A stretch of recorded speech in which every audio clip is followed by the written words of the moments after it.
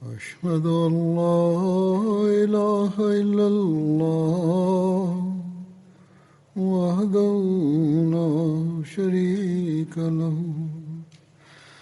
وأشهد أن محمدا عبده ورسوله أما بعد فأعوذ بالله من الشيطان الرجيم بسم الله الرحمن الرحيم الحمد لله رب العالمين الرحمن الرحيم مالك يوم الدين إياك نعبد وإياك نستعين اهدنا الصراط المستقيم صراط الذين أنعمت عليهم غير المغضوب عليهم ولا الضالين। हज़रत उस्मान रज़ियल्लाहु ताला अन्हो जे ज़माने जी ग़ज़वात ऐं फ़तहुनि जो ज़िक्र हली रहियो हो। अॼु उहो ई बयानु कंदुसि। अली बिन मोहम्मद मदाइनी बयानु कनि था त तबरिस्तान ते हज़रत उस्मान जे दौर में हज़रत सईद बिन आस रज़ियल्लाहु ताला अन्हो 30 हिजरी में उते लड़ाई थी ऐं उते क़िलो फ़तह कयो।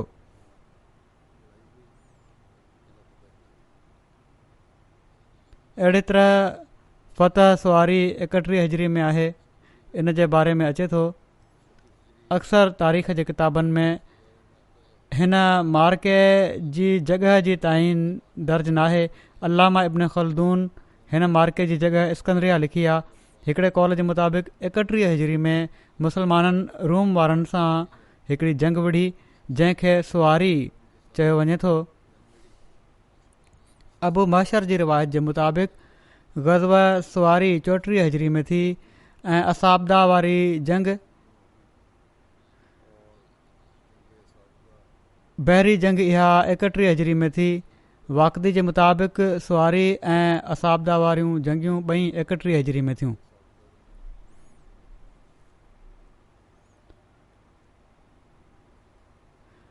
जॾहिं हज़रत अब्दुल्ला बिन साद बिन अबी सरह फ़रंगियुनि माना त फ्रेंच ऐं बर्बरनि खे अफ्रीका ऐं उंदलुस में शिकस्त ॾेई छॾी त रूमी ॾाढो कावड़ में अची विया ऐं सभई रलिजी कुस्तनतीन बिन हरकल वटि गॾु थिया ऐं मुसलमाननि जे मुक़ाबले में अहिड़ी फ़ौज वठी निकिता जंहिंजो इस्लाम जी शुरूआति खां हींअर ताईं को मिसाल न ॾिठो वियो हुयो।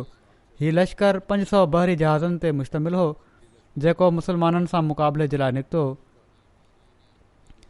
अमीर मुआविया हज़रत अब्दुल्ला बिन साद बिन अबी सरह खे बहरी ॿेड़े जो अमीर मुक़ररु कयो। जॾहिं ॿई लश्कर आम्हूं साम्हूं थिया त सख़्तु मुक़ाबिलो थियो। आख़िरकार अल्लाह ताला जी नुसरत सां मुसलमाननि खे फ़तह नसीब थी ऐं कुस्तनतीन ऐं उन जो बाक़ी बचियल लश्कर वठी भॻो। फ़तह आर्मीनिया 31 हिजरी में थी। वाक़दी जे कौल जे मुताबिक़ 31 हिजरी में हबीब बिन मसलमा वेहरी जे हथ ते आर्मीनिया फ़तह थियो। फ़तह खुरासान 31 हिजरी में हज़रत अब्दुल्ला बिन आमिर खुरासान ॾांहुं रवाना थिया ऐं उन्हनि अबरह शहर तूस अबीवर्द ऐं नसा खे फ़तह करे वरितो। एसि ताईं जो हू सरखस पहुची विया। मर्व वारनि बि हिन ई साल ठाह करे वरितो। ही तुर्कमानिस्तान में आहे मर्व। बाक़ी इलाइक़ा ईरान जा आहिनि। बिलाद रूम ॾांहुं पेशकदमी जेका आहे हीअ 32 हिजरी में थी। 32 हिजरी में अमीर मुआविया बिलाद रूम सां जंग कई एसि ताईं जो हू कुस्तनतुनिया जे दर ते वञी पहुता।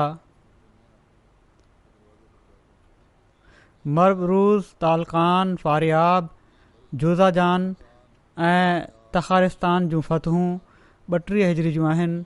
32 हिजरी में हज़रत अब्दुल्ला बिन आमिर मरबरूज़, तालकान हाणोके अफ़गानिस्तान में बल्ख ऐं मरबरूज़ जे विच में इलाइक़ो आहे। फारियाब हीअ बि अफ़गानिस्तान जो इलाइक़ो आहे। जूज़जान हीअ बि अफ़गानिस्तान जो इलाइक़ो आहे। तखारिस्तान हीअ बि अफ़गानिस्तान जो इलाइक़ो आहे। हीअ सभु इलाइक़ा फ़तह कया।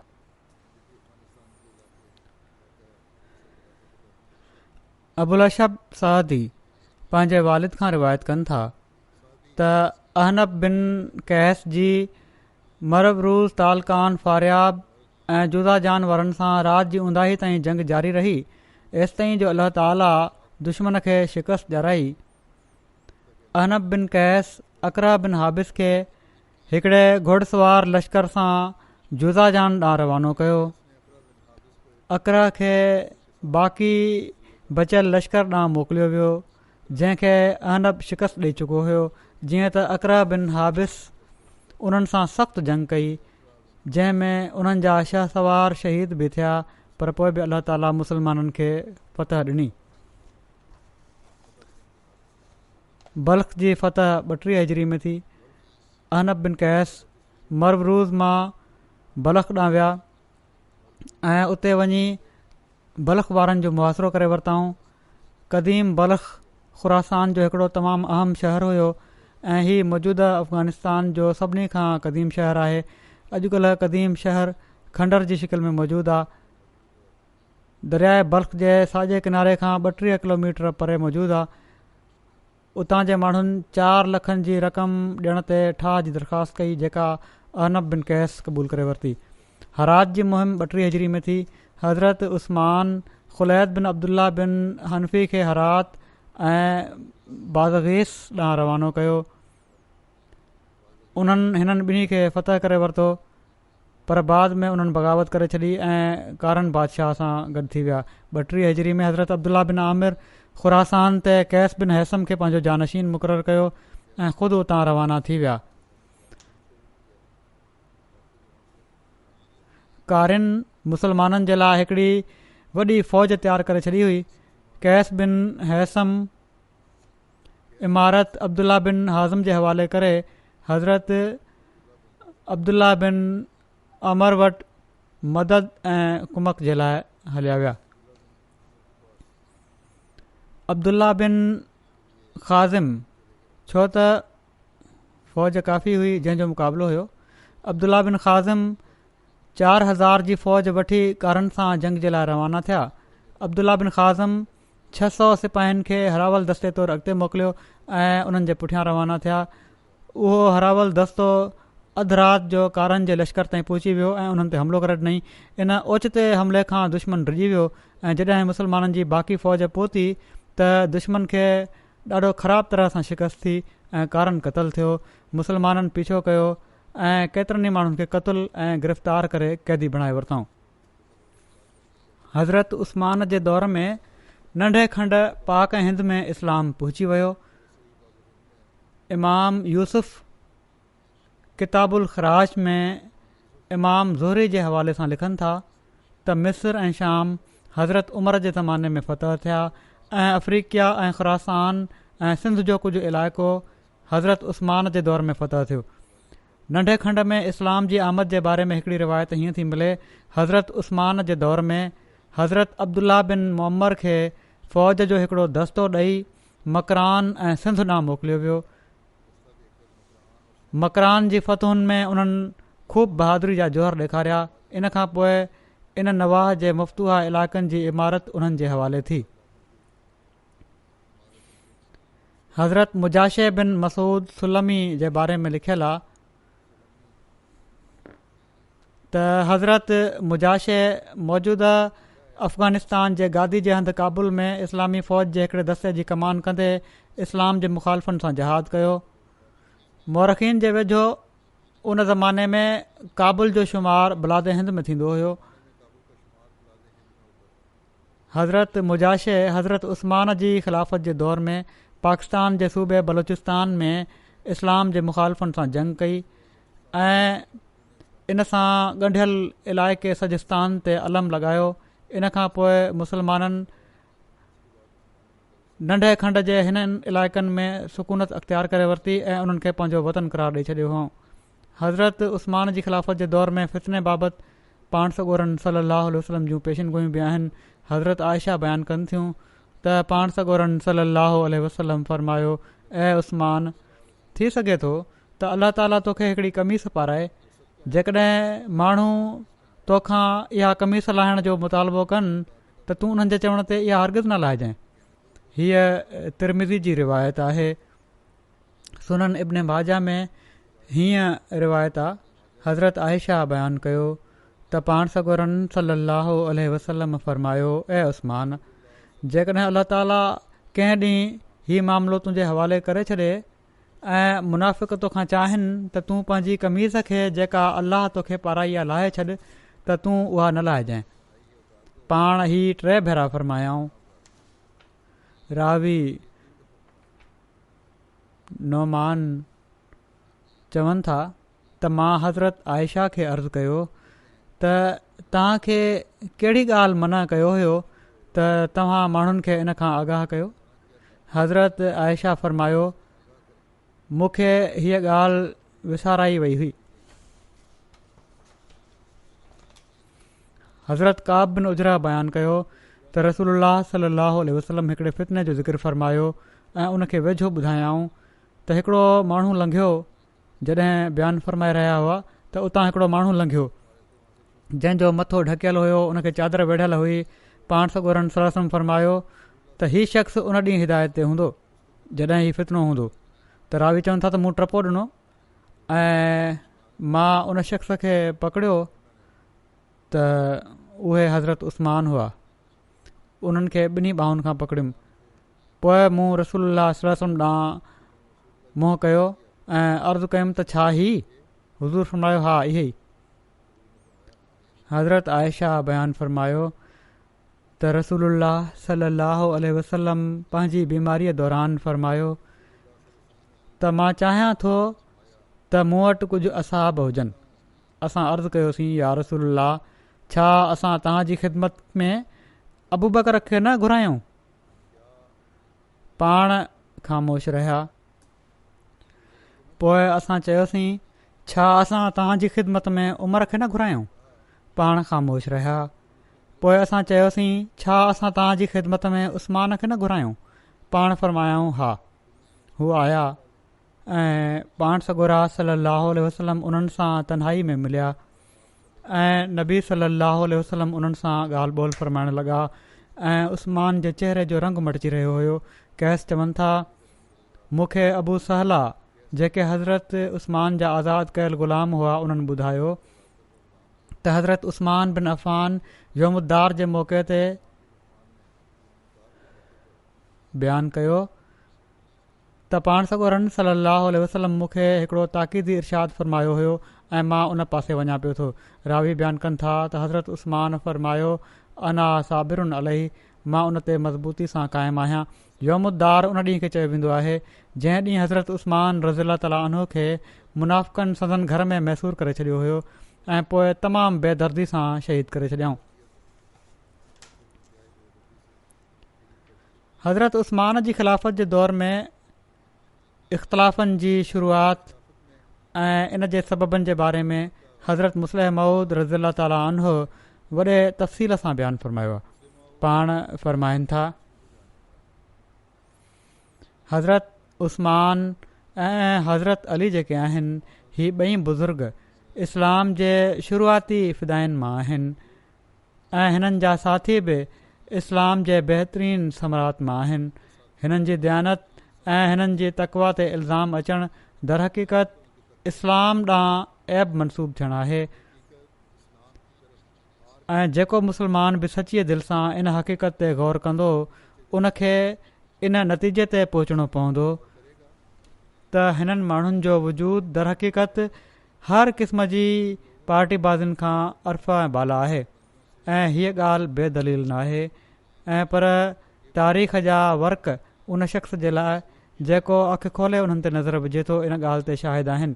जेसि ताईं मुंहिंजी तहक़ीक़ आहे हिननि बुज़ुर्गनि ऐं हिननि जे दोस्तनि जे बारे में जेको कुझु बयानु कयो वञे थो उहो इस्लाम जे दुश्मननि जी कारवाई आहे ऐं तोड़े असाबनि खां पोइ मुस्लमान चवराइण वारनि बि पंहिंजी नफ़सानियत हेठि हिननि बुज़ुर्गनि मां हिकिड़े या ॿिए ते इल्ज़ाम हया आहिनि पर बावजूद इन जे सदाकत हमेशह बुलंद ऐं बाला रही आहे ऐं हक़ीक़त कॾहिं बि लिक जे परदे हेठि नाहे वञी पहुती।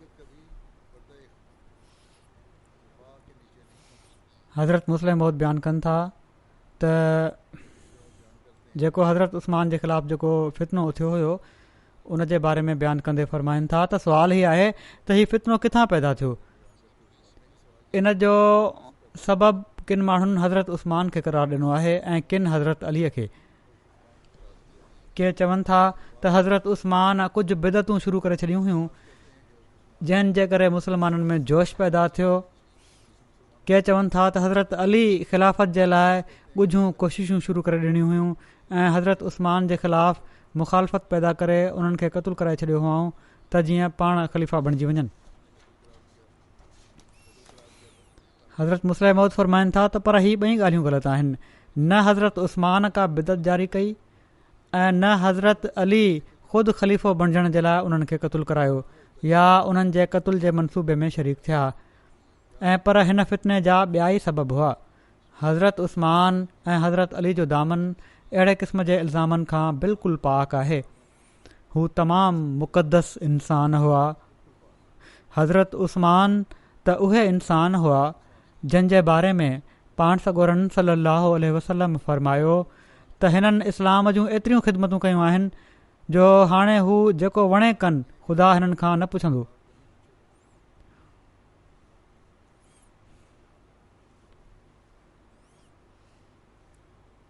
हीअ तिरमिज़ी जी रिवायत आहे। हज़रत मुस्लिम मौद फ़रमाइनि था इन जो हीउ मतिलबु न हुयो त ख़ुदि तोड़े हू इस्लाम खां ई फिरी वञनि तॾहिं बि मुआख़ज़ो न थींदो ऐं पर हीउ हुयो मतिलबु इन जो त हिननि में एॾियूं ख़ूबियूं पैदा थी वियूं हुयूं ऐं हू नेकी में एतिरे क़दुरु तरक़ी करे विया हुआ जो हीउ मुमकिन ई न रहियो हुयो त उन्हनि जो को फ़ेल अलाह ताला जे हुकमनि जे ख़िलाफ़ु हुजे। सो हज़रत उस्मान अहिड़ा इंसान न हुआ जो हू का शरीयत जे ख़िलाफ़ु ॻाल्हि जारी कनि हा ऐं न हज़रत अली अहिड़ा इंसान हुआ जो ख़िलाफ़त जे लाइ ॻुझा मनसूबा कनि हा। वरी हज़रत मुस्लिम मौद बयानु फ़रमाइनि था त हज़रत उस्मान जी शुरू ख़िलाफ़त में 6 सालनि ताईं असांखे को फ़साद नज़र नथो अचे ऐं पर मालूम थिए थो त माण्हू आम तौर ते साणनि ख़ुशि हुआ ऐं पर तारीख़ मां मालूम थिए थो त इन अरसे में हू हज़रत उमर खां बि वधीक माण्हुनि खे महबूब हुआ। माना त हज़रत उस्मान हज़रत उमर खां बि वधीक माण्हुनि खे महबूब हुआ। सिर्फ़ु महबूब ई न हुआ ऐं पर माण्हुनि जी दिलनि में संदन रोब बि हुयो। जहिड़ो क उन वक़्त जो शाइर इन ॻाल्हि जी शेरनि में शाइदी ॾिए थो ऐं चए थो त ए फासिको उस्मान जी हुकूमत में माण्हुनि जो माल लुटे न खाओ छो त इब्न अफ़ान उहो आहे जंहिंजो तजुर्बो तव्हां माण्हू करे चुका आहियो। हू फ़ौरन खे क़ुर जे हुकमनि मुताबिक़ क़तलु थो करे ऐं हमेशह खां इन क़ुर शरीफ़ जे हुकमनि जी हिफ़ाज़त करण वारो ऐं माण्हुनि जे उज़वनि ते उन जा हुकुम जारी करण वारो आहे। पर 6 सालनि खां पोइ 7 साल में असांखे हिकिड़ी तहरीक नज़र अचे थी ऐं उहा तहरीक हज़रत उस्मान जे ख़िलाफ़ु नाहे ऐं पर या त असहाबनि जे ख़िलाफ़ु आहे या किन गवर्नरनि जे ख़िलाफ़ु। जीअं त तबरी बयानु करे थो त माण्हुनि जे हक़नि जो हज़रत उस्मान पूरो ख़्यालु रखंदा हुआ पर उहे माण्हू जिन खे इस्लाम में सबक़त ऐं क़दामत हासिल न हुई हू साबिक़ीन ऐं क़दीम मुस्लमाननि जे बराबरि नई मजलिसुनि में इज़त माणींदा हुआ ऐं न हुकूमत में उन्हनि खे उन्हनि जे बराबरि हिसो मिलंदो हुयो ऐं न माल में उन्हनि जे बराबरि जो हक़ु हूंदो हुयो। इन ते कुझु वक़्त खां पोइ के माण्हू इन तफ़सील ते गिरफ़्त करणु लॻा ऐं इन खे ज़ुल्म करार ॾियणु लॻा, पर ही माण्हू आमतुल मुस्लिमीन खां डिॼंदा बि हुआ ऐं इन ख़ौफ़ विचां त माण्हू हिननि जी मुखालफ़त कंदा पंहिंजे ख़्यालनि खे ज़ाहिर न कंदा हुआ ऐं पर उन्हनि ही तरीक़ो अख़्तियार कयो हुयो जो ॻुझो ॻुझो असाबनि जे ख़िलाफ़ु माण्हुनि में जोश फैलाईंदा हुआ ऐं जॾहिं को नावाक़िफ़ मुस्लमान या को बदवी ग़ुलाम आज़ादशुदा मिली वेंदो हुयो त उन जे साम्हूं पंहिंजी शिकायतुनि जा ड्रिघा किसा शुरू करे वेंदा हुआ ऐं पंहिंजी नावाक़िफ़ियत जे करे या ख़ुदि पंहिंजे लाइ जॻह हासिलु करण जे मक़सद सां कुझु माण्हू हिननि सां रलिजी वेंदा हुआ। थींदे थींदे इहो टोलो अंग में वधणु लॻो ऐं इन जो हिकिड़ो वॾो अंगु थी वियो।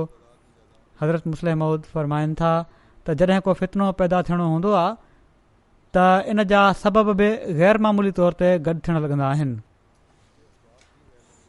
हिकु पासे त किन हासिद तबियतुनि में असाबनि जे ख़िलाफ़ जोश पैदा थियणु शुरू थियो, ॿिए पासे उहो इस्लामी जोश जेको शुरूआति में हर हिकु मज़हब तब्दील करण वारे जी दिलि में हूंदो आहे हिननि नौ मुस्लिमनि जी दिलनि मां घटिजणु लॻो, जिन खे न पाण सॻोरनि सल्लल्लाहु अलैहि वसल्लम जी सोबत मिली हुई ऐं न पाण सॻोरनि सल्लम जे सोबत याफ़्ता माण्हुनि वटि घणो वेहण जो मौक़ो मिलियो हुन ऐं पर इस्लाम क़बूल कंदे ई उन्हनि सोचे वरितो हुयो त हू सभु कुझु सिखी विया आहिनि। इस्लाम जो जोश घटिजंदे ई उहो तसरुफ़ जेको उन्हनि जी दिलनि ते इस्लाम जो हुयो घटिजी वियो ऐं पोइ हू उन्हनि गुनाहनि में ख़ुशी महसूसु करणु लॻा जिन में हू इस्लाम क़बूलण खां पहिरियां मुब्तला हुआ। उन्हनि जे जुर्मनि ते उन्हनि खे सज़ा मिली त बजाए इस्लाह जे सज़ा ॾियण वारनि खे तक़रीब करण जे पुठियां पइजी विया ऐं आख़िर इस्लामी इतिहाद में हिकिड़ो तमामु वॾो रुखनो पैदा करण जो सबबु साबित थिया। उन्हनि माण्हुनि जो मर्कज़ त कूफ़े में हुयो, पर सभिनी खां वधीक हैरत जी ॻाल्हि हीअ आहे त ख़ुदि मदीने शरीफ़ में हिकिड़ो अहिड़ो वाक़ियो थियो जंहिं मां ख़बर पवे थी त उन वक़्तु के माण्हू इस्लाम खां अहिड़ा ई नावाक़िफ़ हुआ जहिड़ो क अॼुकल्ह के तमामु उंदाहिनि कुंडुनि में रहण वारा जाहिल माण्हू। उमरान इब्न अबान हिकिड़ो शख़्स हुयो जंहिं हिकिड़ी औरत सां उन जी हद जे दौरान में ई निकाह करे वरितो। जॾहिं हज़रत उस्मान रज़ी ताला अन्हु खे इन जी ख़बर पई त पाण उन ते नाराज़ थिया ऐं इन औरत खे उन खां अलॻि करे छॾियाऊं ऐं इन खां अलावा उन खे मदीने मां उन शख़्स खे मदीने मां जलावतन करे बसरा मोकिले छॾियाऊं। उन वक़्त मां मालूम थिए थो त कहिड़ी तरह के माण्हू सिर्फ़ु इस्लाम क़बूल करे पंहिंजो पाण खे इस्लाम जो आलिम सम्झणु लॻा हुआ ऐं वधीक तहक़ीक़ जी ज़रूरत न पिया सम्झनि, या ही त मुख़्तलिफ़ अबाहती ख़्यालनि हेठि शरीयत ते अमल करणु हिकिड़ो फज़ूल फ़ैल सम्झनि पिया। हज़रत मुस्लिम मौद फ़रमाइनि था त हक़ इहो ई आहे त ही सभई शोरशूं ॻुझे मनसूबे जो नतीजो हुयूं जंहिंजा असुल बानी यहूदी हुआ, जन सां गॾु दुनिया जी लालच में मुब्तला के मुस्लमान जेके दीन खां निकिरी चुका हुआ उहे शामिल थी विया हुआ। न त उमराए बिलाद जो न को ॾोह हुयो न इन फितने जो सबबु हुआ। के यहूदी इन जा बानी हुआ ऐं उन्हनि सां गॾु के मुस्लमान बि रलिजी विया हुआ। बहरहाल जेके अमीर मुक़ररु कया विया हुआ मुख़्तलिफ़ हज़रत उस्मान पारां, उन्हनि जो को ॾोह न हुयो, न ई हू इन फितने जो सबबु बणिया हुआ। उन्हनि जो सिर्फ़ु एतिरो क़सूरु हुयो जो उन्हनि खे हज़रत उस्मान इन कम जे लाइ मुक़ररु कयो हुयो ऐं हज़रत उस्मान जो ई क़सूरु हुयो जो बावजूद पीरी ऐं जिस्मानी कमज़ोरी जे इस्लाम जे इतिहाद जे रसे खे पंहिंजे हथनि में झलियूं बीठा हुआ ऐं इस्लामिया उम्मत जो बोझ पंहिंजे कंध ते खयूं बीठा हुआ ऐं इस्लाम जी शरीयत जे क़याम जो फ़िक्रु कनि पिया ऐं नाफ़रमाननि ऐं ज़ालिमनि खे उन्हनि जी ख़्वाहिश मुताबिक़ कमज़ोर ऐं लावारसनि ते ज़ुल्म ॾाढ करणु न पिया ॾियनि जीअं त इन ॻाल्हि जी तसदीक हिन वाक़े मां बि थिए थी त कूफ़े में हिननि ई फ़साद चाहीण वारनि जी हिकिड़ी मजलिस वेठी ऐं उन में अफ़साद अमरुल मुस्लिमीन ते ॻाल्हि ॿोल थी त माण्हुनि बिल इतफ़ाक़ इहा ई राय ॾिनी ला वल्लाह ला यरफ़ रासन मादाम उस्मानो अलन्नास, माना त को शख़्स उन वक़्त ताईं कर नथो खणी सघे जेसि ताईं जो उस्मान जी हुकूमत आहे। उस्मान जो ई हिकिड़ो वजूदु हुयो जेको सरकशी खां रोकियूं बीठो हुयो, उन जो विच मां हटाइणु आज़ादी सां पंहिंजूं मुरादूं पूरियूं करण जे लाइ ज़रूरी हुयो। इन फितने जो ज़िक्र कंदे वधीक बयानु फ़रमाइनि था हज़रत मुस्लिम मऊद त पाण उन्हनि फ़सादनि खे बि घुरायाऊं ऐं पाण सॻोरनि सल्लल्लाहु अलैहि वसल्लम जे असाबनि खे बि गॾु कयाऊं। जॾहिं सभई माण्हू गॾु थी विया त पाण हिननि माण्हुनि जो सॼो हाल ॿुधायऊं ऐं उहे ॿई मुख़बिर बि शाहिद तौरु बीठा ऐं शाहिदी ॾिनऊं जन ख़बरूं हज़रत उस्मान ताईं पहुचायूं हुयूं त मुफ़्त कहिड़ो फ़साद फैलाइण जी कोशिशि कनि पिया था। इन ते सभिनी असाबनि फ़तवा ॾिनी त हिननि माण्हुनि खे क़तलु कयो वञे, हीअ मुफ़्त आहिनि जेके इस्लाह जे नाले ते फ़साद फैलाइनि पिया था, हिननि खे क़तलु करे छॾियो। छो त पाण सॻोरन सल्लल्लाहु अलैहि वसल्लम फरमायो आहे त जेको शख़्स अहिड़े वक़्त में जो हिकिड़ो इमाम मौजूदु हुजे पंहिंजी इताअत या कंहिं ॿिए जी इताअत जे लाइ माण्हुनि खे सॾे, उन ते ख़ुदा जी लानत हुजे। तव्हां अहिड़े शख़्स खे क़तलु करे छॾियो तोड़े उहो केर बि हुजे।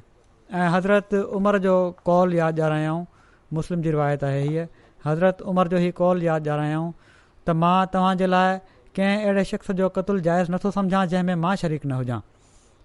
माना त सवाइ हुकूमत जे इशारे जे कंहिं शख़्स खे क़तलु करणु जाइज़ नाहे। हज़रत उस्मान असाबनि जी हीअ फ़तवा ॿुधी फ़रमायो त न, असां हिननि खे माफ़ु कंदासीं ऐं हिननि जे उज़रनि खे क़बूलु कंदासीं ऐं पंहिंजी समूरी कोशिश सां हिननि खे सम्झाईंदासीं ऐं कंहिं शख़्स जी मुखालफ़त न कंदासीं जेसि ताईं जो हू कंहिं शरई हद खे न टोड़े या कुफ़र जो इज़हार न करे। पोइ फ़रमाइनि था त हिननि माण्हुनि कुझु ॻाल्हियूं बयानु कयूं आहिनि जंहिंजी तव्हांखे बि ख़बर आहे, पर हिननि जो ख़्यालु आहे त हू इन्हनि ॻाल्हियुनि जे बारे में मूंसां बहस कंदा त जीअं वापसि वञी चई सघनि त असां हिननि ॻाल्हियुनि जे बारे में उस्मान सां बहस कयोसीं ऐं हू हारिजी विया। हीअ माण्हू चवनि था त हिन सफ़र में, माना त हज़रत उस्मान जे बारे में चवनि था त हिन सफ़र में पूरी नमाज़ पढ़ी आहे, हिकिड़े सफ़र जे दौरान मके में पूरी नमाज़ पढ़ी आहे। हालांकि पाण सॻोरा सल्लल्लाहु अलैहि वसल्लम सफ़र में नमाज़ कसर कंदा हुआ। हज़रत उस्मान चवनि था त मां सिर्फ़ु मनाह में पूरी नमाज़ पढ़ी आहे ऐं उहा बि ॿिनि सबबनि जे करे। हिकु त ही त मुंहिंजी उते जाइदाद हुई ऐं मां उते शादी कई हुई, ॿियो ही त मूंखे ख़बर पई हुई त चइनी पासनि खां माण्हू हिननि ॾींहंनि में हज जे लाइ आया आहिनि। उन्हनि मां नावाक़िफ़ माण्हू चवणु लॻंदा त ख़लीफ़ो त बरकातूं थो पढ़े ऐं इन लाइ नमाज़ बरकात ई हूंदी। छा हीअ ॻाल्हि सही न आहे? हज़रत उस्मान पुछियो असाबनि खां त छा हीअ ॻाल्हि सही न आहे? असाबनि जवाबु ॾिनो त हीअ सही आहे। पोइ हज़रत उस्मान फरमायो त ॿियो इल्ज़ाम हीअ था आणनि त मां रख मुक़ररु करण जी बिदत जारी कई आहे। हालांकि हीअ इल्ज़ाम ग़लति आहे। रख मूंखां पहिरियां मुक़ररु कई वई हुई, हज़रत उमर इन जी शुरूआति कई हुई ऐं मां सिर्फ़ु सदके जे उठनि जी घणाई ते इन खे वसी कयो हुयो। जेको सरकारी चरागाह हुयो, जिथे जानवर रखिया वेंदा हुआ, उनखे वसी कयो हुयो ऐं पोइ रख में जेका ज़मीन कई वई आहे उहा कंहिंजो माल नाहे ऐं हीअ सरकारी ज़मीन हुई ऐं मुंहिंजो इन में को बि फ़ाइदो नाहे। मुंहिंजा त सिर्फ़ु 2 ऊठ आहिनि। हालांकि जॾहिं मां ख़लीफ़ो चूंडियो वियो हुउसि उन वक़्तु मां सॼे अरब खां वधीक अमीर हुउसि। त हज़रत उस्मान चयो हिन वक़्तु मूं वटि सिर्फ़ु 2 ऊठ आहिनि ऐं मां सभिनी खां वधीक अमीर हुउसि जॾहिं मां ख़लीफ़ो चूंडियो वियो आहियां। हाणे सिर्फ़ु 2 ऊठ आहिनि जेके हज जे लाइ रखिया आहिनि। छा हीअ सही नाहे? असाबनि अर्ज़ु कयो त हा सही आहे। पोइ हज़रत उस्मान फरमायो त हीअ चवनि था त नौजवाननि खे हाकिम थो बणाए। हालांकि मां अहिड़नि ई माण्हुनि खे हाकिम बणाईंदो आहियां जेके नेक सिफ़ात नेक अतवार हूंदा आहिनि।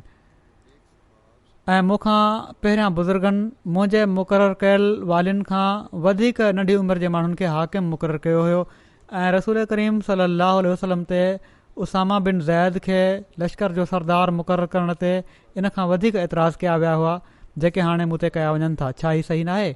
असाबनि अर्ज़ु कयो त हा ही सही आहे। ही माण्हुनि जे साम्हूं त वरी हज़रत उस्मान फ़रमायो ही माण्हुनि जे साम्हूं ऐबत बयानु कनि था पर असुल वाक़िया बयानु नथा कनि। मक़सदु अहिड़ी तरह हज़रत उस्मान समूरा एतिराज़ हिकु हिकु करे बयानु कया ऐं उन्हनि जा जवाब बयानु कयाऊं। असाब लाॻीतो ज़ोर पिया ॾियनि त हिननि खे क़तलु कयो वञे, हिननि मुफ़्सिदनि खे, पर हज़रत उस्मान उन्हनि जी हीअ ॻाल्हि न मञी ऐं उन्हनि खे छॾे ॾिनऊं। तबरी चए थो त अवल मुस्लिमून इल्ला क़तलहुम व अबा इल्ला तरकहुम, माना त बाक़ी सभई मुस्लमान त हिननि माण्हुनि जे क़तल खां सवाइ कंहिं ॻाल्हि ते राज़ी न पिया थियनि, पर हज़रत उस्मान सज़ा ॾियण ते कहिड़ी तरह राज़ी न पिया थियनि। हिन वाक़े मां मालूम थिए थो त मुफ़्सिद माण्हू कहिड़े कहिड़े क़िस्म जे फ़रेब ऐं धोखे सां कमु कंदा हुआ। उन ज़माने में जॾहिं त प्रेस ऐं सफ़र जे सामान जो उहो इंतज़ाम न हुयो जेको अॼुकल्ह आहे, कहिड़ो न सवलो हुयो त ही माण्हू नावाक़िफ़ माण्हुनि खे गुमराह करे छॾनि। असल में हिननि माण्हुनि वटि को माक़ूल सबबु फ़साद जो न हुयो, न हक़ु हिननि सां गॾु हुयो न ई हक़ सां गॾु हुआ।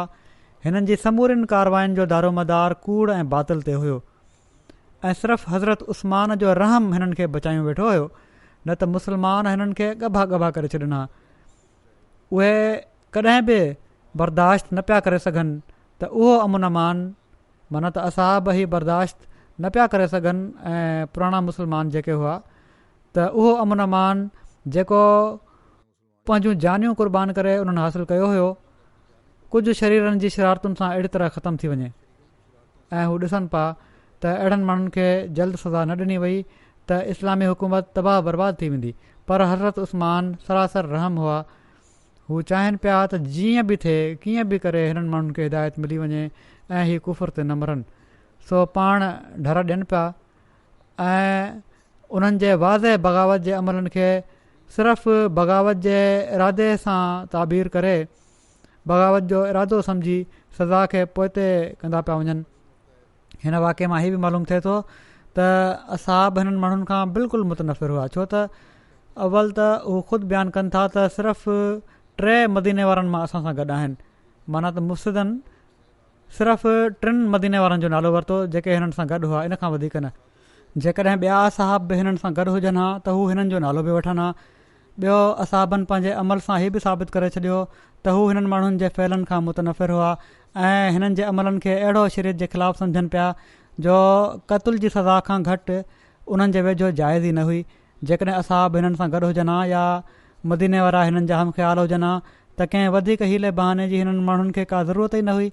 ओड़ी महिल ई हज़रत उस्मान खे क़तलु करे छॾिना उहे माण्हू जेकॾहिं मदीने वारा केतिरा ई हिननि सां गॾु हुजनि हा त, ऐं हिननि जी जॻह कंहिं ॿिए शख़्स खे ख़िलाफ़त जे लाइ चूंडे वठनि हा।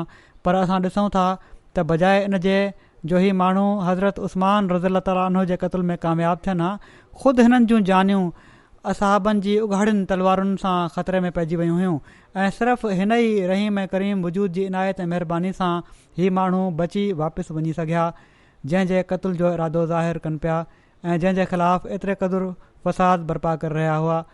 हिननि मुफ़्सिदनि जे कीनो रखणु ऐं तक़वा खां दूरी ते हैरत थी थिए। हिन वाक़े मां हिननि माण्हुनि को बि फ़ाइदो न वरितो। हिननि जे हिकु हिकु एतिराज़ जो ख़ूब जवाबु ॾिनो वियो ऐं समूरा इल्ज़ाम ग़लति ऐं बेबुनियाद साबित कया विया।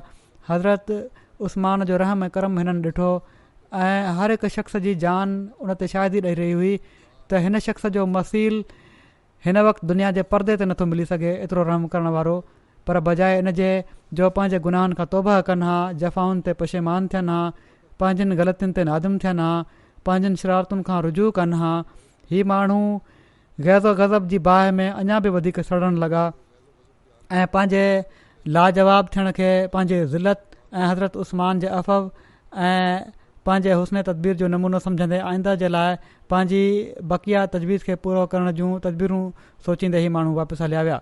हीउ सिलसिलो अञा जारी आहे, आईंदा इनशा अल्लाह थींदो। हिन वक़्तु मां कुझु मरहूमनि जो ज़िक्र करणु चाहियां थो। कुझु ॾींहं अॻु जंहिंजी वफ़ात थी आहे, हिननि मां सभिनी खां पहिरियां त हिकिड़ा शहीद आहिनि अब्दुल कादिर साहब, बशीर अहमद साहब, बाज़ीद खेल पिशावर जा। हिननि खे 11 फरवरी ते शहीद कयो वियो हुयो। इन्ना लिल्लाहि व इन्ना इलैहि राजिऊन।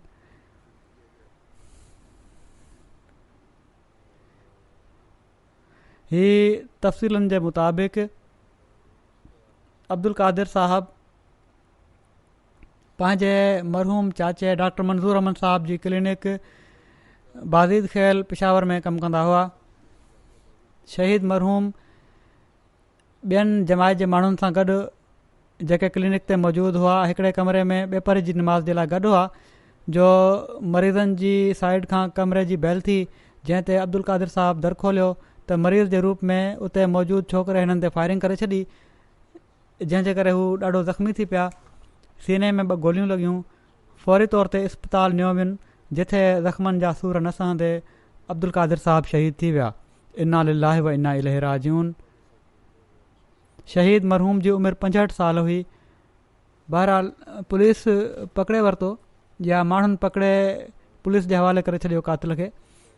शहीद मरहूम जी फैमिली खे ॿियनि अहमदी फैमिली सां गॾु वॾे वक़्त खां शदीद मुखालफ़ाने हालात खे मुंहुं ॾियणो पइजी रहियो हुयो।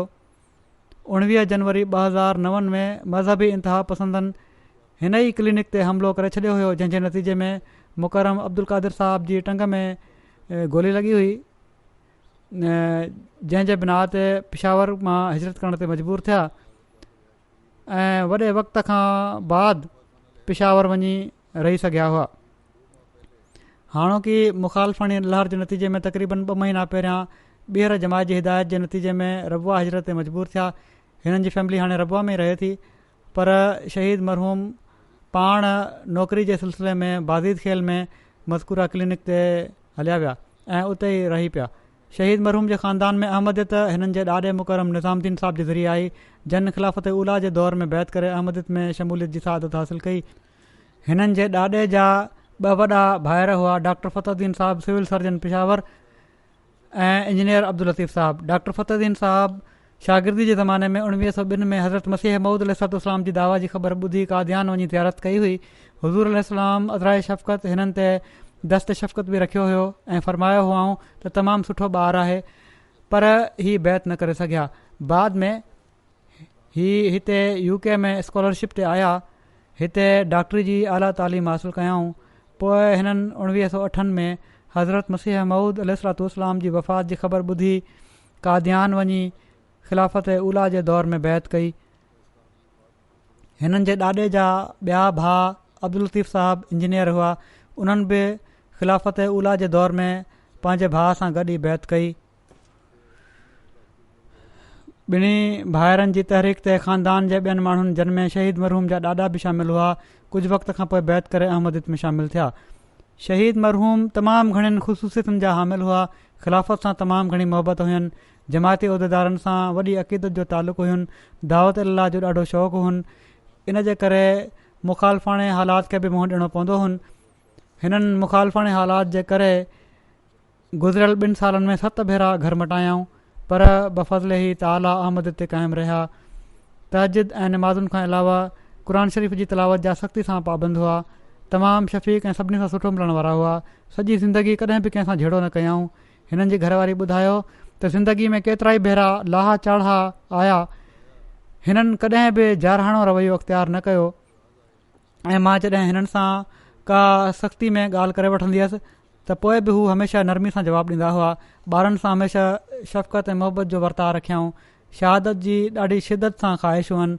हमेशह चवंदा हुआ त जेकॾहिं कॾहिं बि आज़माइश जो वक़्तु आयो त ख़िलाफ़त अहमदिया खां ॾूरी जे बदिरां मौत खे तरजीह ॾींदुसि। पोइ ही लिखनि थियूं त नमाज़ुनि जी अदायगी जो ई रंग हुयो जो घर वारा हिननि खे कॾहिं कॾहिं सजदे जी हालत में हथोणी ॾिसंदा हुआ त ख़ुदा न ख़ास्ता किथे कुझु थी त न आहे पियो, सजदे में डिघे सजदे में पिया आहिनि। शहीद मरहूम खे बाज़ीद खेल में मुंतज़िम तरबियत जी हैसियत सां बि जमायत जी ख़िदमत जी तौफ़ीक़ मिली। शहीद मरहूम जे पोइ रहिजी वियल घरभातियुनि में घरवारी साइदा कादिर साहिबा खां अलावा 4 पुट ऐं 5 धीअरूं शामिल आहिनि। अल्लाह ताला शहीद मरहूम जा दर्जा बुलंद फ़रमाए ऐं पोइ रहिजी वियल घर भातियुनि जो बि पाण हामीअ नासिर थिए।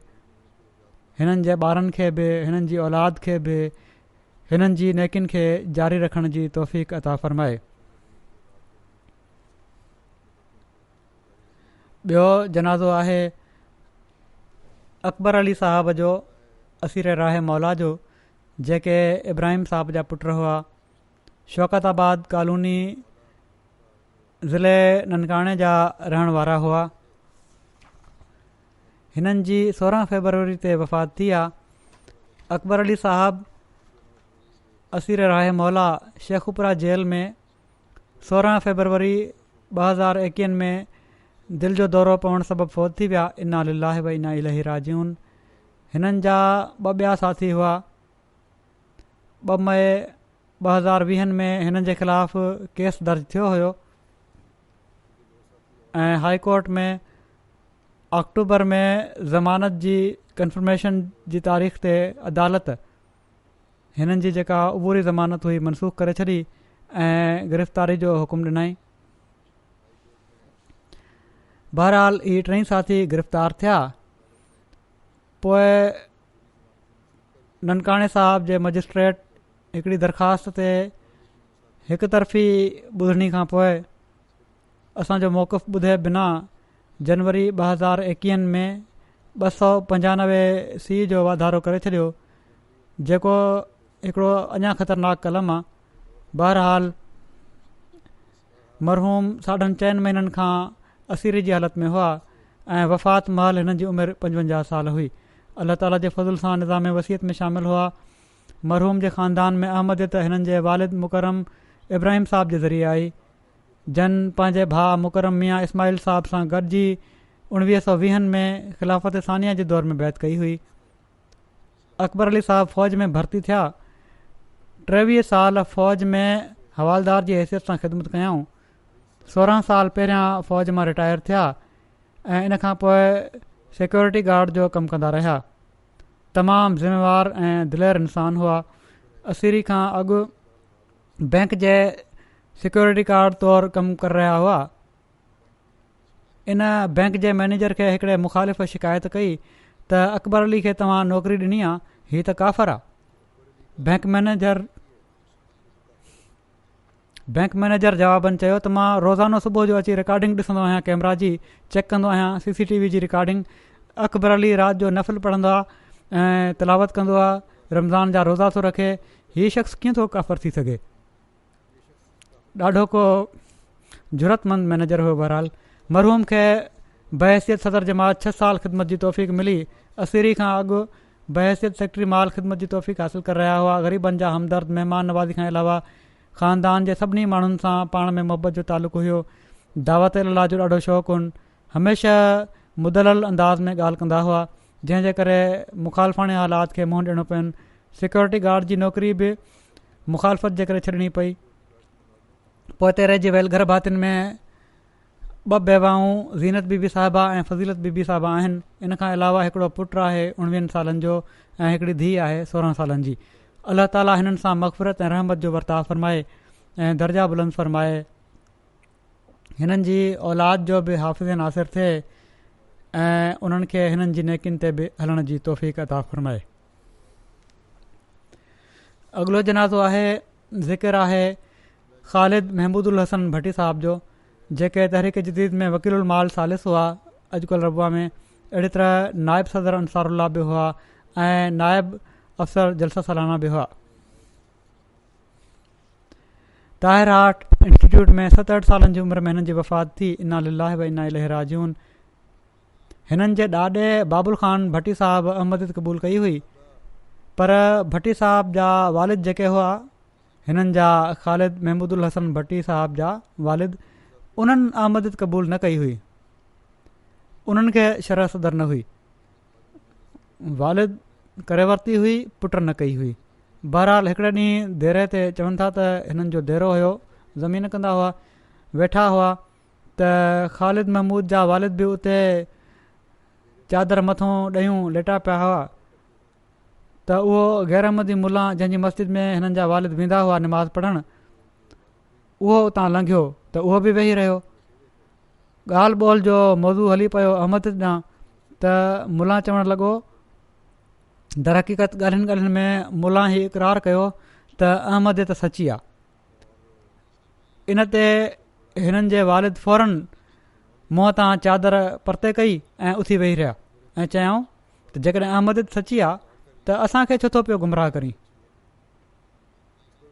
हाणे जेको तूं गुमराह कयो आहे त अहमद त कूड़ी आहे ऐं इनखे क़बूल न कर ऐं पंहिंजे वालिद जे पुठियां न हली पओ त बहरहाल चवनि था त ॿुध पोइ जाॾे सचाई आहे त अॼु खां मां बि उॾाई आहियां। पोइ उन्हनि वञी हज़रत मुस्लिम मौद जे हथ ते बैत करे वरिती। भट्टी साहब ख़ालिद महमूद हसन भट्टी साहब पंजाब यूनिवर्सिटी मां BA खां पोइ 1978 में पॉलिटिकल साइंस में ऐं 1980 में हिस्ट्री में MA कई। पोइ गवर्नमेंट सर्विस कयऊं 2 साल, लेक्चरर तौरु गवर्नमेंट सर्विस कयऊं। पोइ 2 सालनि खां पोइ इस्तीफ़ा ॾिनऊं। 1982 में पंहिंजी ज़िंदगी वक़फ़ करे छॾियऊं। मुख़्तलिफ़ हैसियतुनि सां तक़रीबन 38 सालनि ताईं जमायत जी ख़िदमत जी तौफ़ीक़ मिलियनि। 1982 में हिननि जी मुक़ररी वकालत तामील तनफ़ीज़ में थी हुई। पोइ पाण नाइब वकील बि रहिया। पोइ वकील दीवान मुक़ररु थिया। पोइ पाण वकील माल सालिस हुआ। पोइ Indonesia, Singapore, Burma, Sri Lanka, Nepal, Uganda वग़ैरह जा दौरा करण जी बि हिननि खे तौफ़ीक़ मिली। जिथे बि दौरनि ते वेंदा हुआ तमामु गहराई सां वञी समूरा जाइज़ा वठंदा हुआ ऐं उन्हनि जी रहनुमाई कंदा हुआ। ऐं उन्हनि जमायतुनि में जिथे बि विया आहिनि, ख़ासि तौर ते बर्मा में ऐं श्रीलंका में, त घणो कुझु उन्हनि सिखियो आहे जमायतुनि ऐं इन जो इक़रार बि कनि था उतां जा माण्हू। केतिरा ई मूंखे ख़त लिखनि पिया था त असां घणो कुझु सिखियो आहे ऐं निज़ाम जे बारे में सही आगाही भट्टी साहब असांखे ॾिनी ऐं ख़िलाफ़त सां ताल्लुक़ खे जोड़ण में ॾाढो किरदारु अदा कयऊं। पोइ अहिड़ी तरह ख़ुदामुल अहमदिया जी मरकज़ी आमला ऐं अंसारुल्लाह जी मरकज़ी आमला में बि ॿियनि मुख़्तलिफ़ कमेटियुनि जा बि मेंबर रहिया, क़ज़ा बोर्ड जा मेंबर बि रहिया।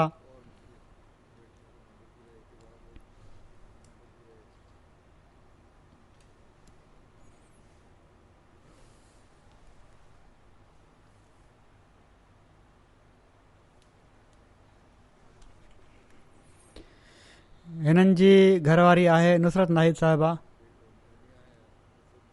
हिननि खे अल्लाह ताला 2 धीअरुनि ऐं हिकिड़े पुट सां नवाज़ियो। हिकिड़ो पुटु खुरम उस्मान हिते MTA में असांजे UK में कमु करे पियो थो, वक़फ़े ज़िंदगी आहे। हिननि जी बेगम साहिबा चवे थी त MA पॉलिटिकल साइंस करण खां पोइ पंहिंजे वालिद खे हिननि चयो त मां MA हिस्ट्री बि करणु चाहियां थो। त उन्हनि चयुसि त जेतिरो मर्ज़ी वणई पढ़ी वठि, पर यादि रखजांइ त जेकॾहिं नौकिरी करणी आहे त पोइ जमायत जी कजांइ।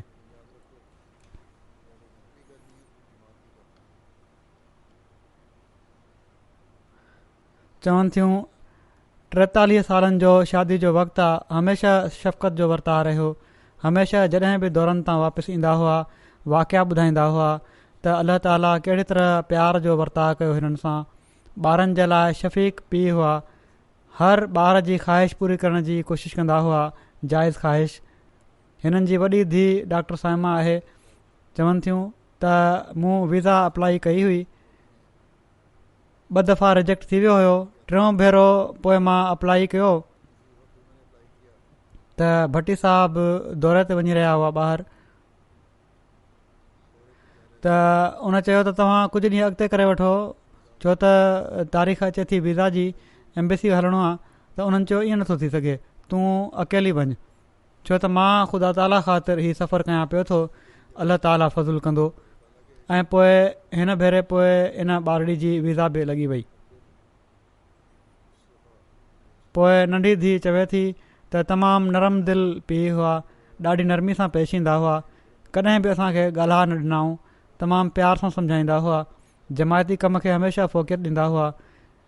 घर जो तोड़े केतिरो बि ज़रूरी कमु छो न हुजे, पहिरियां ऑफ़िस जे कम खे निबेरींदा हुआ, पोइ घर ईंदा हुआ।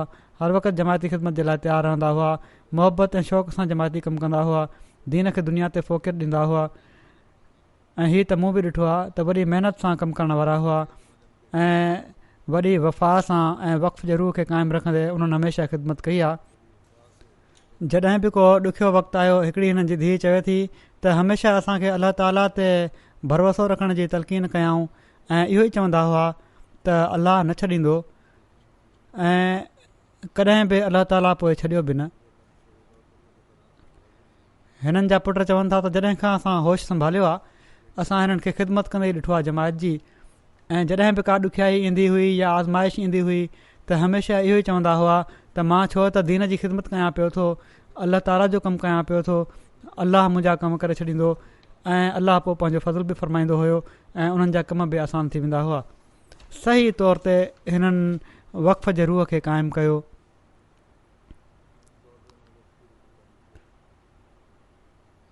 पर साण ई हीअ बि चए थो त जमायती मसरूफ़ियतुनि जे बावजूदु घर जे सभिनी फ़र्ज़नि में कॾहिं बि कोताही न कयाऊं. हर हिकु शइ जी सार संभाल पाण लहंदा हुआ. लईकाबिद साहब आहिनि मशीर क़ानूनी तहरीक जदीद में, चवनि था 38 सालनि खां हिननि सां गॾु आहियां. जमायती रिवायतुनि जो अमीन ऐं उन्हनि जो लिहाज़ रखण वारा हुआ. केतिरनि ई ख़ूबियुनि मां हिकिड़ी ख़ूबी हिननि जी हीअ बि हुई त तमामु बारीकी सां जमायती मालनि जी हिफ़ाज़त करण बि तमामु ज़रूरी सम्झंदा हुआ. हिननि जा हिकिड़ा क्लास फेलो मोहम्मद इदरीस साहब आहिनि, चवनि था त वक़्फ़ खां पोइ उहो ख़ामोश ख़ालिद हिकिड़ी मुनफ़रिद शख़्सियत बणिजी उभरियो. ख़िलाफ़त सां मुहबत शायदि उन जे संद संद में सिरायत करे चुकी हुई. ख़लीफ़े वक़्त जी इताअत उन जो उथणु वेहणु बणिजी वई हुई. हर वक़्तु दीनी ख़िदमत में गुम रहणु इन जी महबूब खुराक बणिजी चुकी हुई. कारकुन आहिनि वकालत माल सालिस जा, चवनि था त दफ़्तर में जेका बि टपाल ईंदी हुई उनखे पेंडिंग न कंदा हुआ, फौरी कार्रवाई कंदा हुआ. त असांखे हिदायत हुई त अॼु जो कमु अॼु ई कयो. ख़बर नाहे ज़िंदगी जी त का ख़बर नाहे सुभाणे मौक़ो मिले बि थो या न.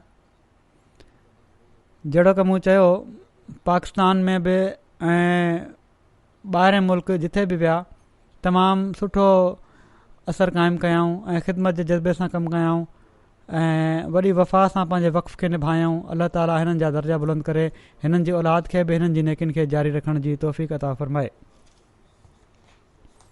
अॻिलो ज़िक्र आहे मुकरम मुबारकमन ताहिर साहब, मशीर क़ानूनी सदर अंजुमन अहमदिया जो. हिननि जी 17 फरवरी ते ताहिर हार्ट इंस्टीट्यूट में 81 सालनि जी उमिरि में वफ़ात थी आहे. इन्ना लिल्लाहि व इन्ना इलैहि राजिऊन.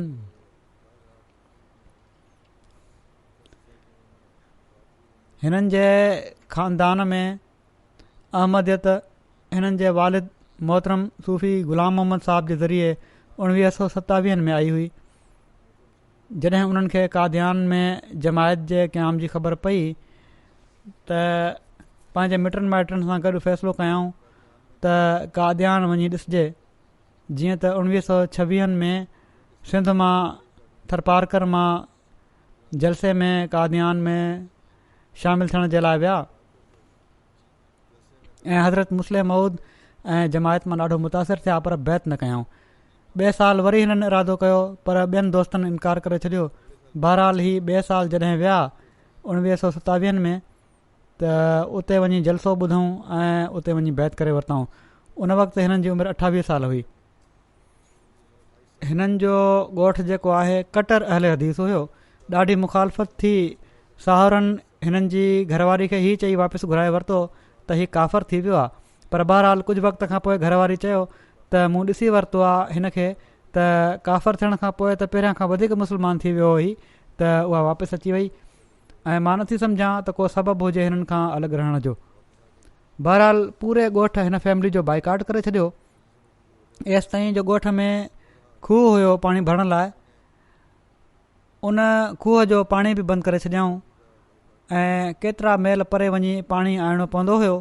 चवनि था त कुझु हफ़्ता गुज़रिया हुआ जो ॻोठ वारनि जे खूह जो पाणी सुकी वियो ऐं पोइ ॻोठ वारनि खे ख़्यालु आयो. उन्हनि चयो त असां सूफ़ी साहिब जो पाणी बंदि कयो हुयो, तंहिं करे असांजे ॻोठ जो पाणी बंदि थी वियो आहे. इन खां पोइ ॿीहर खूह तयारु करणु लॻा त हिननि वटि आया त तव्हां चंदो विझो सभिनी खां पहिरियां पंहिंजो, छो त तव्हां पैसा विझंदव इन में त खूह मां पाणी बि निकिरंदो ऐं जारी बि रहंदो। बहरहाल हिननि जे मिटनि माइटनि अहमद त क़बूल न कई, पर हिन वाक़े खां पोइ हिननि जी मुखालफ़त बंदि करे छॾियऊं।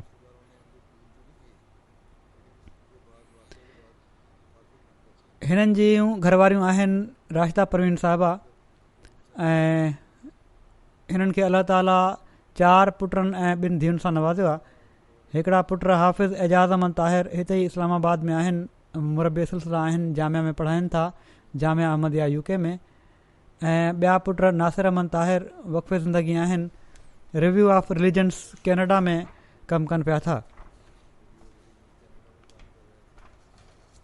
मुकरम मुबारक ताहिर साहब बि 1968 में MA इकनॉमिक्स कयो, पोइ 1969 में LLB जी डिग्री हासिलु कयऊं ऐं जनवरी 1970 हिननि जो वक़्फ़ मंज़ूरु थियो।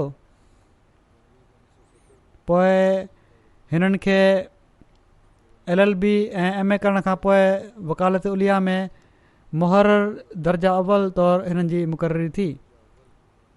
पोइ हिननि खे 5 फरवरी 1971 में टीचर तौरु युगंडा मोकिलियो वियो। 1972 में हिननि जी वापसी थी उतां। पोइ वकालत माल सानी में कुझु कमु करण जी तौफ़ीक़ मिलियनि।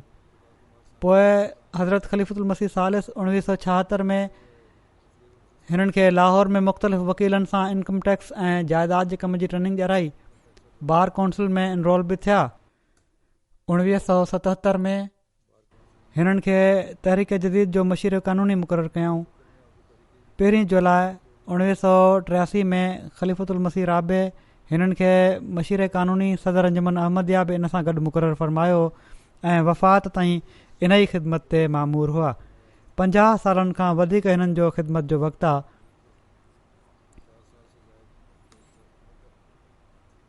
ख़ुदामुल अहमदिया में बि मरकज़ी ख़ुदामुल अहमदिया में हिननि खे मुख़्तलिफ़ शोबनि में मुहतमिम तौरु ख़िदमत जी तौफ़ीक़ मिली।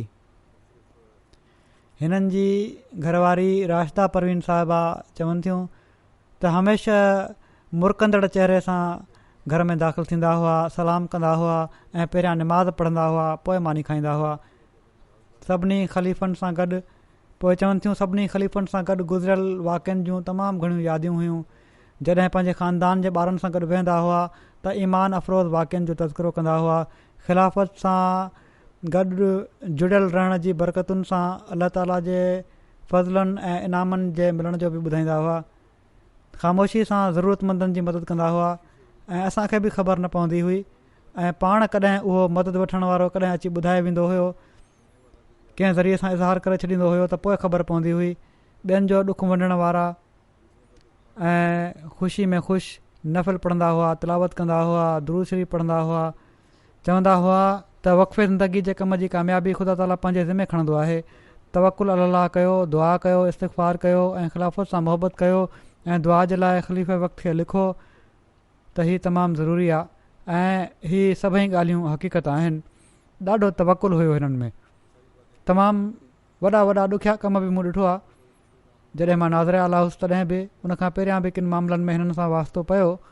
ॾाढो तवकुल हूंदो हुअनि त जमायती कम आहिनि, ख़लीफ़े वक़्त जूं दुआऊं आहिनि, थी वेंदो इनशा अल्लाह। सदके ख़ैरात ऐं दुआउनि सां कमु शुरू कंदा हुआ ऐं अलाह ताला जे फज़ल सां पोइ कामयाबियूं बि मिलंदियूं हुअनि। हिननि जा पुट हाफ़िज़ एजाज़ साहब चवनि था त हिननि ॿुधायो त 1967 में हज़रत ख़लीफ़ुल मसीह सालिस जॾहिं ट्रेन ते कराची वञी रहिया हुआ, रेल हैदराबाद स्टेशन ते कुझु देरि जे लाइ बीठी। तमामु घणा अहमदी दोस्त हुज़ूर सां मिलण जे लाइ उते आया। हुज़ूर रेल जे दरवाज़े ते बीठा हुआ। उतां पाण मुकरम मुबारक ताहिर साहिब खे हथ जे इशारे सां सॾु कयऊं। इन खां पहिरियां का ॼाण सुञाण न हुई उन्हनि सां। घटि में घटि हिननि जो ई ख़्यालु हुयो त ख़लीफ़ा सालिस हिननि खे नथा सुञाणनि। बहरहाल चवनि था मुबारक ताहिर साहिब मेड़ में तेज़ी सां अॻिते वधिया हुज़ूर ॾांहुं। हुज़ूर वटि आया। जॾहिं दरवाज़े जे वेझो पहुता त हुज़ूर पंहिंजी शेरवानी जे खीसे मां कुझु पैसा कढी मुबारक ताहिर साहिब जे खीसे में विझी छॾिया ऐं उनखां पोइ ट्रेन हली वई।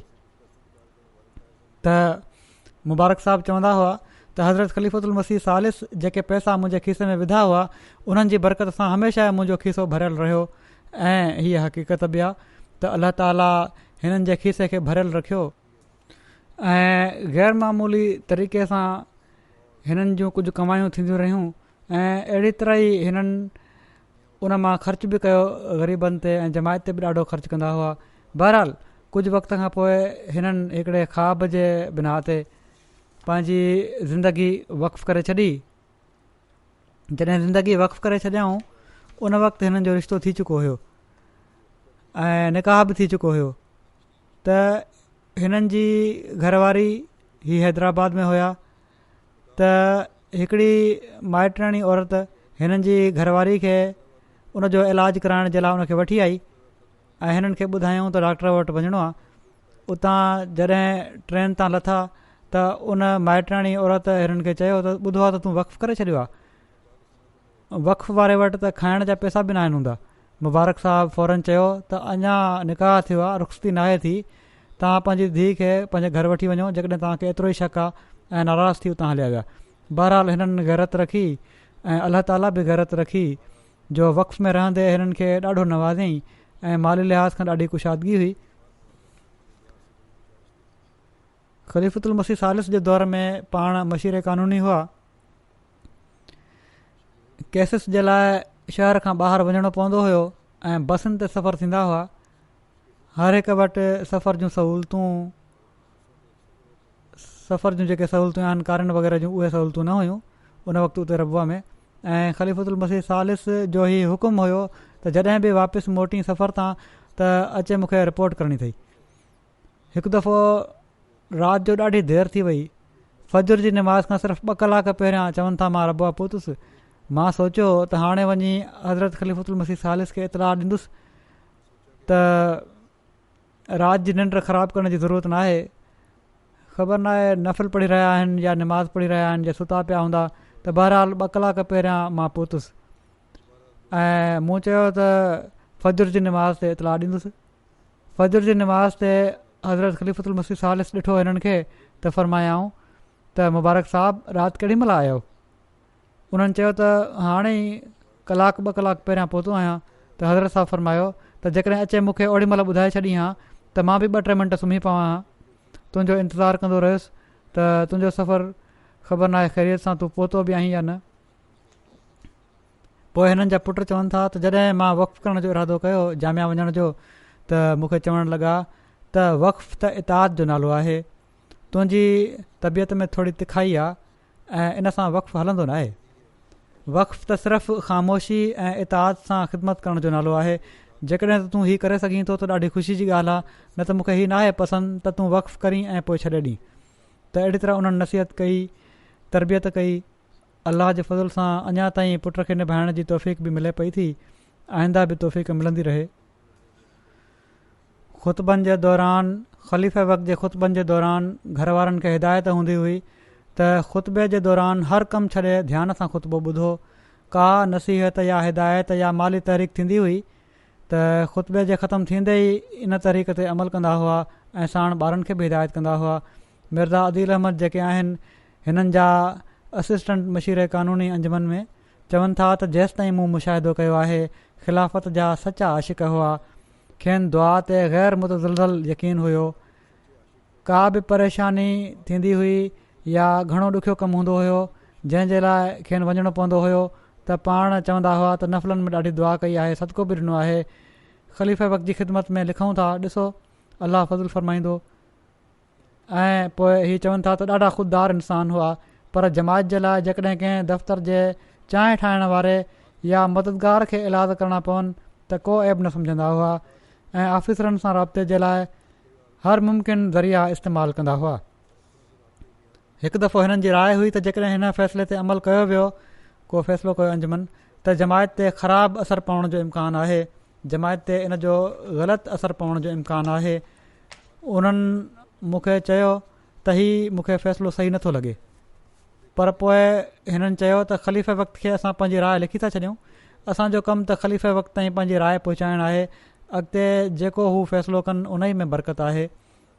डॉक्टर सुल्तान मुबशर चवनि था त ऑफिसरनि सां तालुकात ठाहिणु हिननि खे ईंदा हुआ।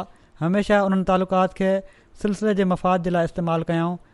ॾुखियुनि खां ॾुखियुनि हालात में बि हिननि जे चहिरे ते मुर्क क़ाइमु रहंदी हुई। हिननि जे चहिरे ते कॾहिं बि घबराहट जा आसार न ॾिठा। जमायती केसनि जे सिलसिले में अहिड़ियुनि जॻहुनि ते बि वञिणो पवंदो हुन जिथे ॿियनि एहतमालनि खां अलावा जान जो ख़तरो बि लाइक़ु रहंदो हुयो। पर हीउ दिलेर मर्द कॾहिं बि पंहिंजे फ़र्ज़नि खां पासीरो न थियो ऐं जहिड़ो की मूं चयो अल्लाह ताला हिननि खे माली कुशादगी बि अता फ़रमाई हुई।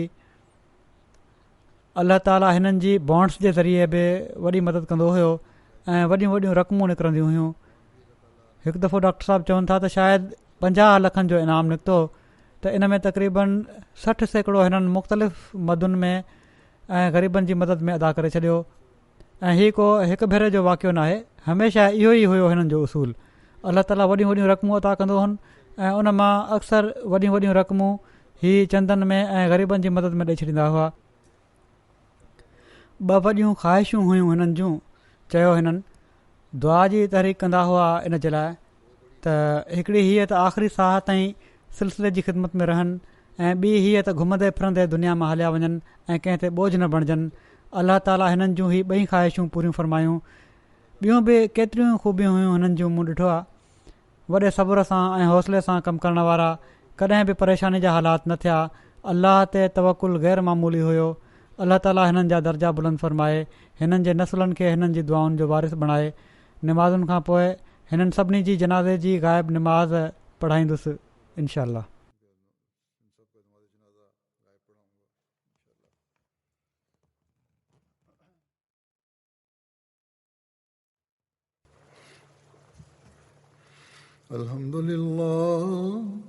अल्हम्दुलिल्लाह नहमदुहु व नस्तईनुहु व नस्तगफिरुहु व नु'मिनु बिही व नतवक्कलु अलैहि व नऊज़ु बिल्लाहि मिन शुरूरि अनफुसिना व मिन सय्यिआति अअमालिना मन यहदिहिल्लाहु फला मुदिल्ल लहु ومن يضلل فلا هادي له ونشهد أن لا إله إلا الله ونشهد أن محمدا عبده ورسوله عباد الله رحمكم الله إن الله يأمر بالعدل والإحسان وإيتاء ذي القربى وينهى عن الفحشاء والمنكر والبغي يعظكم لعلكم تذكرون اذكروا الله يذكركم وادعوه يستجب لكم ولذكر الله أكبر.